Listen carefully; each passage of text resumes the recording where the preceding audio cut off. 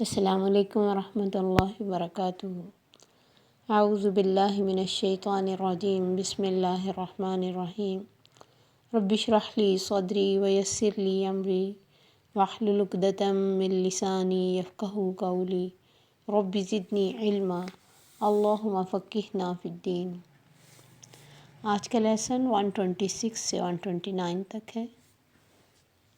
وما جعلہ اللہ، اور نہیں بنایا ان کو اللہ نے، الا بشریٰ لکم، مگر خوشخبری تمہارے لیے، ولتطمئن قلوبکم بہ، تاکہ مطمئن ہو جائیں دل تمہارے اس کے ساتھ۔ وما النصر الا من عند اللہ، اور نہیں مدد مگر اللہ کے پاس، العزیز جو زبردست ہے، الحکیم حکمت والا ہے۔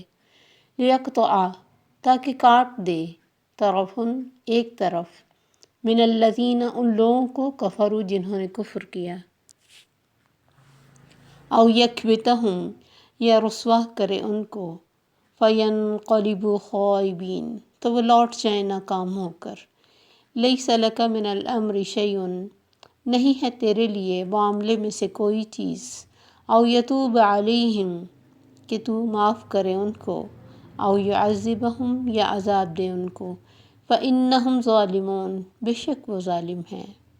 وَلِلَّهِ مَا فِي السَّمَاوَاتِ وَمَا فِي الْأَرْضِ، اللہ ہی کے لیے ہے جو کچھ آسمان اور زمین میں ہے۔ یغفر لمن یشاء، بخشے جسے وہ چاہے، ویعذب من یشاء، اور عذاب دے جسے وہ چاہے۔ واللہ غفور الرحیم، اور اللہ بخشنے والا مہربان ہے۔ تو اللہ تعالیٰ فرماتے ہیں یہ جو گنتی تمہیں دی گئی 3000 اور 5000 فرشتوں کی، یہ تم کو خوش کرنے کے لیے دی گئی، تاکہ تمہارے دل مطمئن ہو جائیں کہ ہماری بیک پہ فرشتے ہیں اور تم بہادری سے لڑ سکو۔ ورنہ تو وَمَا النَّصْرُ إِلَّا مِنْ عِنْدِ اللَّهِ، فرشتے بھی تو اللہ کی مخلوق ہیں، تو اصل مدد پھر کس کی ہے؟ فرشتوں کے پیچھے کون ہے؟ اصل مدد تو اللہ کی ہے، جو زبردست ہے، جو کسی بھی جگہ پر، کسی بھی انسان پر، کسی بھی حالت پر غالب آ سکتا ہے، اور وہ بادشاہ ہے، کنگ ہے، الحکیم، اور بہت بڑا پلانر ہے۔ اسی نے تو ہوا بھیجی، اسی نے بارش نازل کی، اسی نے ان کے دلوں میں رعب ڈالا۔ فرشتوں کی مدد تو تمہیں خوش کرنے کے لیے بھیجی تھی۔ تو سب سے بڑھ کر مددگار اللہ ہے۔ اللہ چاہتے ہیں کہ انسان دنیا میں اللہ کی طرف سے اس کو کتنی بھی بڑی خیر ملے، یا دنیاوی کسی اسباب سے اس کو بہت کچھ مل جائے، اس کا یقین اور اس کا توکل اللہ پر ہونا چاہیے، کیونکہ یہ ساری چیزیں جو ہے اپنے اندر کوئی اختیار نہیں رکھتی۔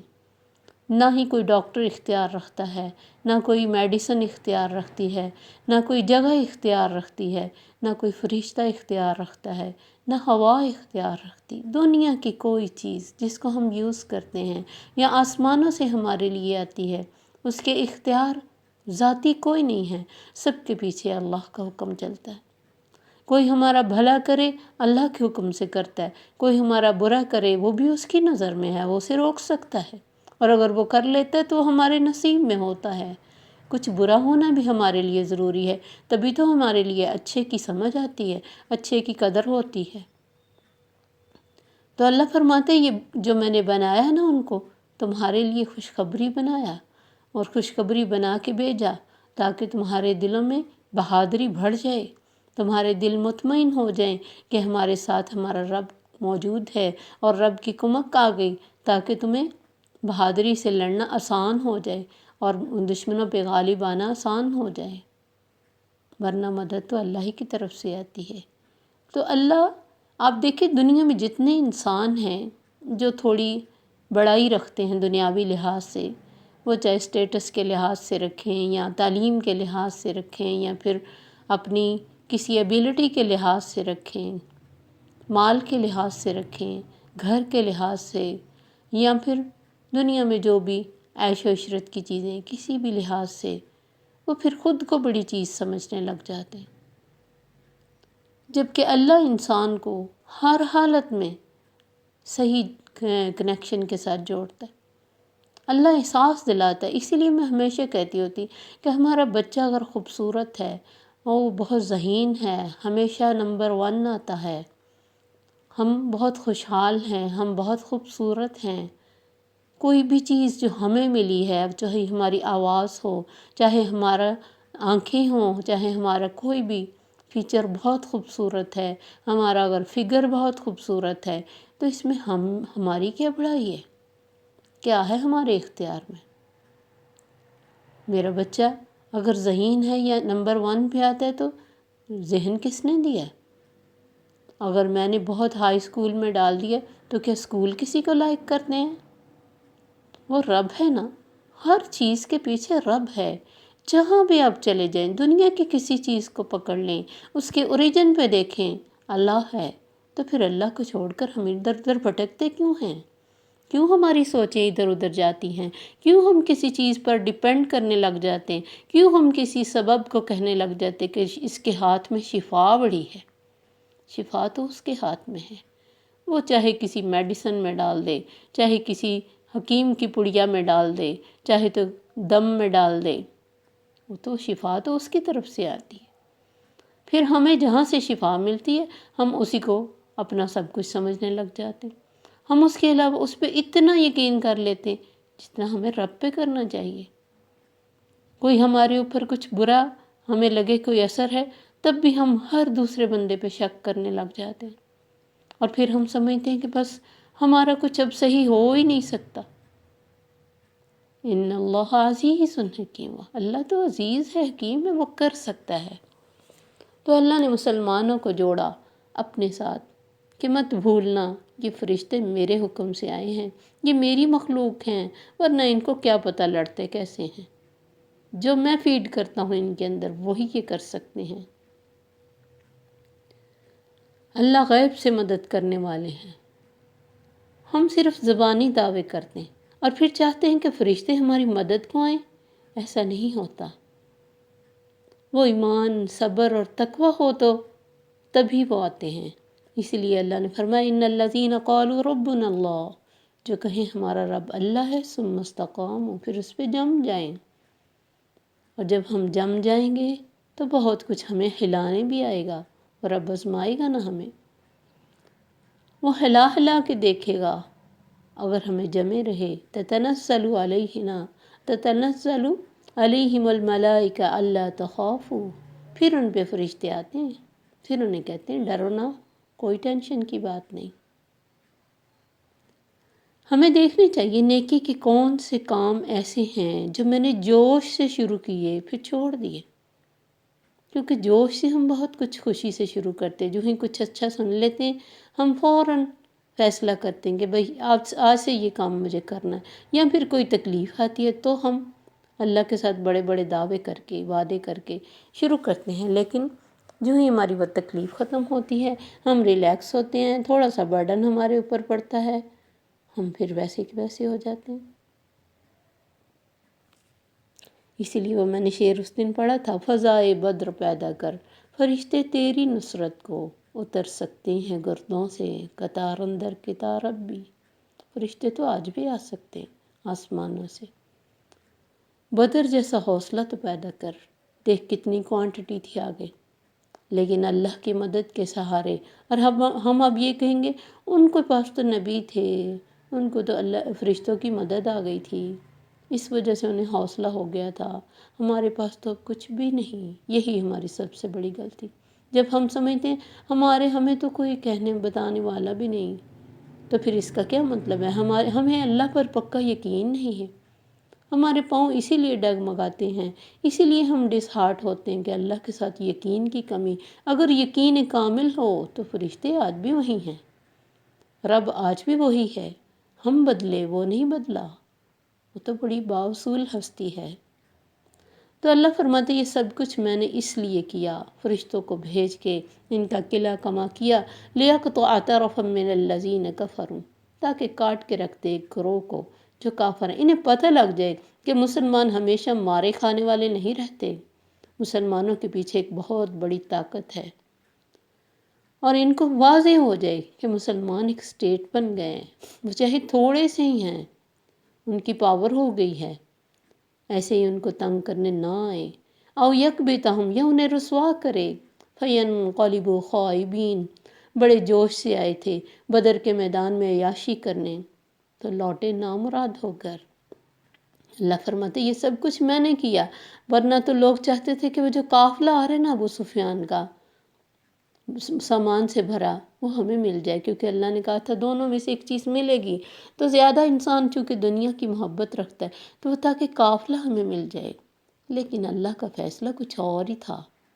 اللہ چاہتے تھے کہ آج فیصلہ ہو جائے، ان کو نظر آ جائے کہ مسلمانوں کے ساتھ بہت بڑی طاقت ہے، اللہ انہیں رسوا کرے اور نامراد ہو کے لوٹیں۔ لیس لک من الامر شیء او یتوب علیہم او یعذبہم فانہم ظالمون، میرے نبی تیرے اختیار میں کچھ نہیں۔ نبی صلی اللہ علیہ وسلم کا جب دانت مبارک شہید ہوئے جنگ احد میں اور آپ کے سر پہ زخم آیا تو آپ نے یہ کہہ دیا وہ قوم کیسے فلاح پائے گی جس نے اپنے نبی کا دانت توڑا، حالانکہ وہ ان کو اللہ کی طرف بلا رہا تھا۔ یہ مسلم کی حدیث ہے۔ آپ نے چند مشہور مشرکین کا نام لے کر انہیں بد دعا بھی دی تھی، مگر اللہ تعالیٰ کو کچھ اور ہی منظور تھا۔ اللہ نے منع کر دیا اس چیز سے کہ میرے نبی کسی کو عذاب دینا، کسی کو بخش لینا یہ میرے اختیار میں ہے۔ اللہ جسے چاہے عذاب دے، اور ایسے ہی نہیں اٹھا کے اللہ دے دیتا۔ ہمیشہ جب یہ ایسی بات آئے تو ذہن میں رکھیں یہ اللہ کے اصول ہیں۔ وہ ایسے ہی کسی کو پکڑ کے دوزخ میں نہیں ڈالتا اور ایسے کسی کو پکڑ کے جنت میں نہیں لے جائے گا۔ اس کا کرائیٹیریا ہے، اس کا معیار ہے، اس پہ پرکھے گا انسان کو۔ تو نبی صلی اللہ، حالانکہ وہ اللہ کے نبی تھے، لیکن اللہ نے ان کو بھی منع کر دیا ایسی بات سے کہ یہ کامیابی اور ناکامی کا فیصلہ تو اللہ کے ہاتھ میں ہے۔ جنت اور دوزخ کا علم تو اللہ کو ہی ہے کہ وہ کس کو کیا دیتا ہے۔ آپ کو اختیار نہیں تھا تو آپ بتائیں کسی اور کو کیسے ہو سکتا ہے؟ آپ کی بات پر آپ کو فوراً کہہ دیا کہ اے میرے نبی تیرے پاس نہیں ہے اس معاملے کا کوئی فیصلہ۔ ٹھیک ہے، بے شک وہ ظالم ہیں، فَإِنَّهُمْ ظَالِمُونَ، اس میں کوئی شک نہیں کہ انہوں نے اللہ کے نبی کو تکلیف دی، لیکن فیصلہ میرے طرف سے ہوگا۔ اور اللہ کی یہ بات سچ ثابت ہوئی۔ جن مشرکین کے نام پر آپ بد دعا کر رہے تھے، چند ہی دنوں میں اللہ نے انہیں مسلمان بنا دیا۔ ان میں خالد بن ولید تھے، اکرمہ بن ابی جہل تھے، اور کئی لوگ مسلمان ہو گئے۔ تو کل تو اللہ جانتے ہیں نا، کیونکہ کب کسی کا دل بدل جائے۔ وَلِلَّهِ مَا فِي السَّمَاوَاتِ وَمَا فِي الْأَرْضِ، اللہ ہی کے لیے ہے جو کچھ آسمان اور زمین میں ہے، جسے چاہے بخشے اور جسے چاہے عذاب دے۔ اللہ تو بخشنے والا مہربان ہے۔ اسی وجہ سے ہمیں بھی کسی کو برا کہنے سے منع کیا گیا۔ ہم کیا چیز ہیں؟ وہ اللہ کے نبی تھے اور ان کو بہت بڑی انہوں نے تکلیف دی تھی، تب بھی اللہ نے ایسی بات نہیں کرنے دی جس میں آخرت کا کوئی معاملہ ہوتا کہ یہ فلاں نہیں پا سکتے۔ اللہ نے کہا نہیں، تمہیں نہیں پتہ۔ ہم کیسے کسی کو کہہ دیتے ہیں یہ بخشا ہوا؟ ہم ذرا سا کسی کو مرنے کے بعد رنگ صاف ہوتا ہے، ہم کہتے ہیں اتنا روپ آیا وہ تو جنت میں گیا۔ یہ فیصلے ہمارے نہیں ہیں، وہ جسے چاہے بخشے اور جسے چاہے عذاب دے۔ بخشنے والی ذات وہ ہے۔ ہمیں ہمیشہ دعا کرنی چاہیے کہ یا اللہ اسے بخش دے اور اس کے گناہ کو معاف کر۔ گناہوں کے بغیر تو کوئی ذات ہی نہیں ہے، گناہ تو صرف اللہ ہی ہیں جو اس سے پاک ہیں۔ اور نبی صلی اللہ علیہ وسلم اور انبیاء کو اللہ معصوم عن الخطا کہتے ہیں کہ گناہ نہیں کرتے، لیکن ان کی زبان سے چھوٹا سا لفظ بھی اللہ پکڑ لیتے ہیں۔ ہم کیسے بڑے بڑے لفظ بول لیتے ہیں؟ ہم جس کو چاہے جنت کا ٹکٹ دیتے ہیں، جس کو چاہے دوزخ کا ٹکٹ دے دیتے ہیں۔ ہمیں ڈر ہی نہیں لگتا ایسی بڑی بڑی باتوں سے۔ تو جو معاملات اللہ کے ہیں اس میں ہمارا بولنے کا کوئی حق نہیں ہے۔ مالک بھی وہ، اختیار بھی اس کو۔ ابو حنیفہ کہتے تھے کہ یہ آیت سب سے ڈرانے والی ہے، اسی سے تکبر نکلتا ہے اور اسی سے تقوی آتا ہے۔ سوچو، ایک نبی اپنی کسی تکلیف دینے والے کو کچھ نہیں کہہ سکتا، نہ کسی پہ مہربانی کر سکتا، اور ہم کیا کہتے ہیں کہ وہ جسے چاہے جو کرے۔